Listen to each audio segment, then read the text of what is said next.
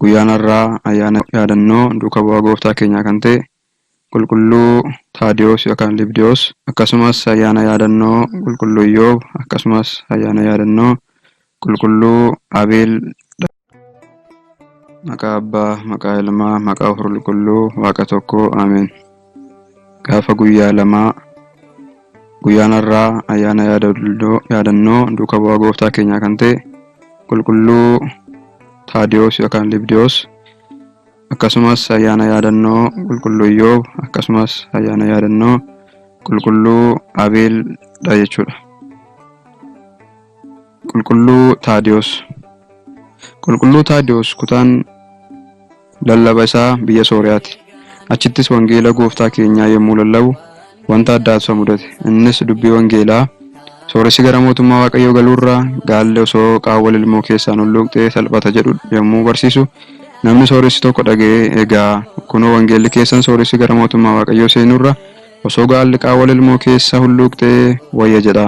Kun dhugaa ta'uusaa anatti agarsiisi jedheen. Qulqulluu Taadiyoosis nama lilmoo hojjetu kan inni beeku tokko waan tureef lilmoo naaf qopheessi jedhee itti erge. Namichi lilmoo hojjetus dhimma lilmichi barbaadameef yommuu dhaga'u gaddee isa duraa irra Taadiyoos gargaaruudhaaf jedhee bal'isee hojjetee ergeef. Haa ta'u malee Taadiyoos lilmoon kun kan duraa irraa bal'achuu isaa yommuu argu akka sirreessee lilmoo isa sirrii ta'ee hojjetee deebisuuf taasise. Erga lilmoon qophaa'ee dhufees qulqullichi uummata walitti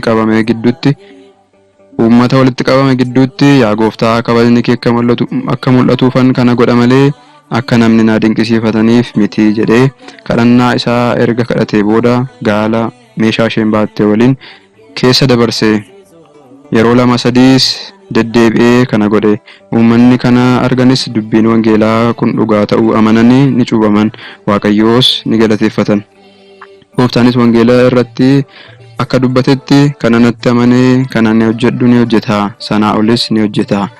Wangeela Yohaannis boqonnaa 14 lakkoofsa 12-14tti barreeffameera. Guyyaa tokko qulqulluu Phexros waliin gara biyya tokkoo yommuu adeeman yeroo dheeraaf nyaata hin nyaanne ture. Kanaanis ni beela'an. Gara magaalaa osoo hin galiin gara jaarsa tokkoo dhaqanii ni beelofne jedhaniin. Jaarsichis qonnarra ture. Osoo qotiyyoo isaa irraa hin hiikiin fiigee deemee waan nyaatamu isaanii fiduuf dhaqe. Isaanis hanga namichi kun dhufutti maaf qotaa hin eegnu jedhanii Taadiyoos gindoo yookiin moofaraa qabee yoo qotu Phexros ammoo qamadii facaase. Hanga namichi deebi'utti qamadichi guddatee asheeta ta'e. Namichi dhufe. Kanaanis na'ee isaan waaqessuu barbaade. Isaanis isa ni dhowwan. Nus akkuma kee namoota garuu waa'ee Kiristoos ni lallabna. Atis galii mana keetti kanarraa irbaata nuuf qopheessi jedhaniin. Ummatichi magaalaa sanaa garuu kana baranii namootni kun isaan seefiin yookiin goraadeen isaan hin dandeenye duuka bu'oota gooftaati miti jedhanii akka isaan gara magaalatti hin seenne isaan dhorkan. Kun immoo sababaan isaan mo'achuu qabna jedhanii dubartii sagaagaltuu takka qullaashee karra magaalittii irra dhaaban. Taadiyoos garuu hammeenya namoota sanaa fagoo irratti waan argeef qulqulluu Mikaa'eliin nu gargaari jedhee kadhate. Ergamaa Mikaa'eliinis dubartii sagaagaltuu warrootni hammeenyaa karaarra dhaaban sana ol fuudhee rifeensa mataa isheetiin qilleensa irratti fannise. Ummatichis kana argee sodaate. Warri magaalaa jiranis kana arganii gooftaatti amananii cuubaman. Duuka bu'oota kanaafis ni sagadan. Qulqulloonni kun uummata barsiisanii cuubanii dubartii fannifamte sanas kadhannaa godhanii fi buusanii uummata barsiisanis deebisanii luba muudanii gara naannoo biraatti darbaniiru. Qulqulluu Taadiyoos hanga dulluma isaatti wangeela barsiiseera. Egaa dadhabbii hedduu booda dhuma irratti dhagaadhaan rukutamee wareegameera. Ayyaanni yaadannoo isaas adoolessa 2. Galanni Waaqayyoof haa ta'u. Waaqayyoo kadhannaa qulqullootaatiin nutti araaramu. Sumni qulqullichaatis nu waliin haa ta'u. Hanga bara baraatti. Ameen. Tokkos har'a guyyaa yaadannoo qulqulluu Abeelidha. Abeel jechuun garraamii jechuudha. Dhala namaa keessaa kan dursee du'eessadha. Abeelii fi Qaayil yommuu dhalatan dubartoota waliin lakkuu ta'anii dhalatan turan. Lakkuun Abeel Aqleemaa yoo jedhamtu, lakkuun Qaayil immoo Luud jedhamti turte.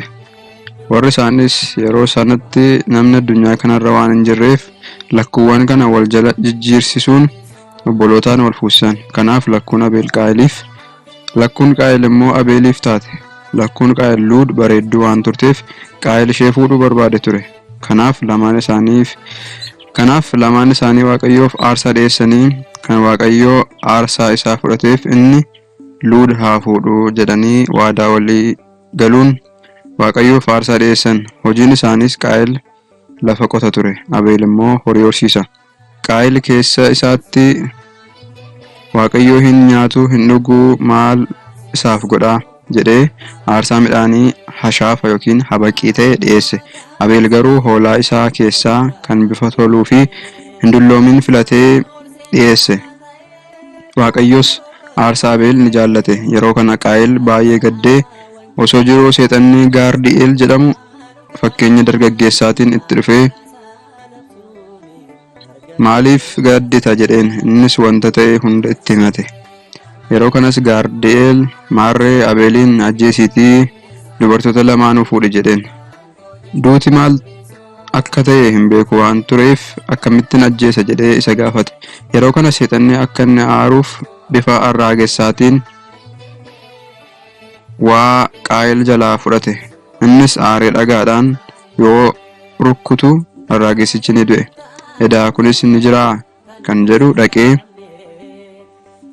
obboleessi isaa Abeel yeroo bishaan gadi jedhee dhugutti dhagaadhaan dha'ee isa ajjeese. Waaqayyo isa immoo Qaayiliin, Abeel obboleessi kee eessa jira jedhee gaafate. Innis wanta godhe waan beekuuf, ani eegduu obboleessa kootii miti hin beeku jedhe. Waaqayyos Qaayil maal goote? Dhiigni obboleessa kee Abeel lafarraa gara kootti iyya jedheen. Waaqayyos isatti ni dheekkame. Addaamis sababa kanaan gadda guddaa keessa bu'e. Booda garuu Waaqayyo Addaamiif bakka Abeel ilma ni kenneef. Iddoo Abeel isa Qaayil ajjeese Waaqayyo isa kan biraa bakka naaf buuse jettee haati isaa Hewaan mucaa dhalateen Seet jettee moggaafte. Seera uumaa boqonnaa 4 lakkoofsa 15, Wangeela Maatiyos boqonnaa 23 lakkoofsa 35, Ergaa Phaawulos gara Ibrootaatti boqonnaa 11 lakkoofsa 4, achumarraa boqonnaa 12 lakkoofsa 24. Guyyaan yaadannoo boqonnaa Abeelis amajjii guyyaa 2. Galanni Waaqayyoof haa ta'u. Waaqayyoo kadhannaa qulqullicha kanaan nutti araaramu. Sugni isaas nu waliin haa ta'u hanga bara baraatti. Ameen.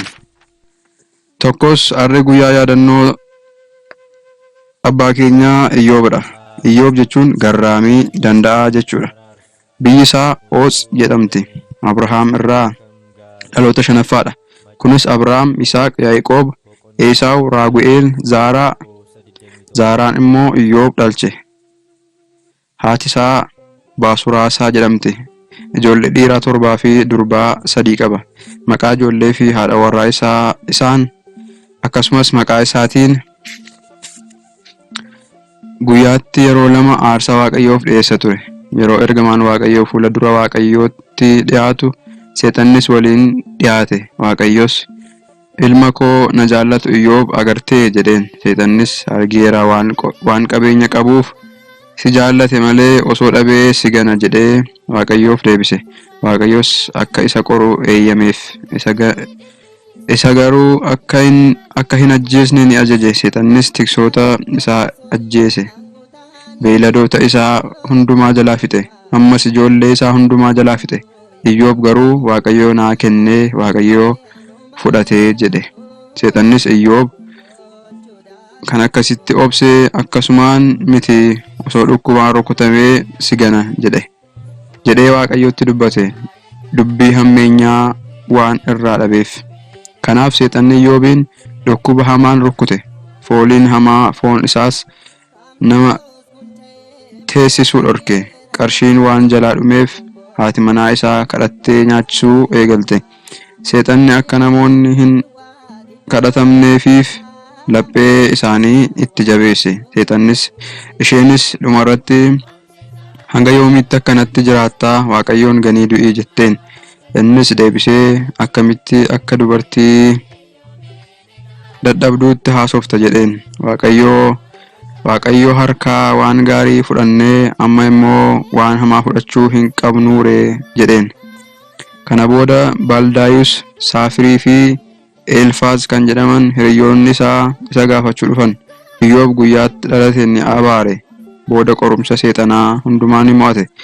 Laga Yordaanosittis dhaqee dhiqatee fayye. Qabeenyi isaas dura kan turerra dachaa ta'eeraaf.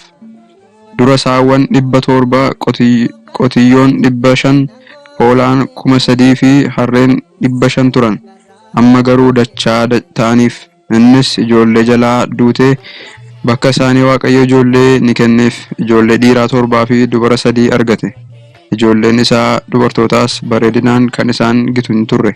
Waggaa 140 jiraatee ijoollee isaa argee boqote. Guyyaan yaadannoo isaas fulbaana 1 guyyaatti dhiqatee madaa isaa irraa fayyedha. Caamsaan 2 immoo yaadannoo guyyaa boqonnaa isaati. Galanni waaqayyoof haa ta'u. Waaqayyoo kadhannaa qulqullicha kanaan nutti haa araaramu. Sugni isaas nu waliin haa ta'u hanga bara baraatti. Ameen. Galanni waaqayyoof haadha isaa dubroo Maariyaamiif ulfaataa fannoo isaatiif hanga bara baraatti haa ta'u. Ameen.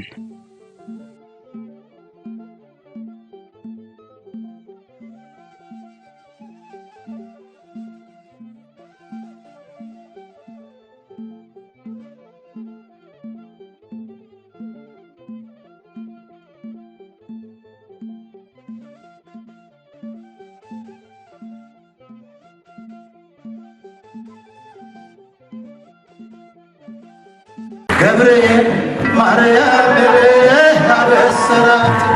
አበሰራት ወንድ ልጅ ትወልጃለሽ አላት።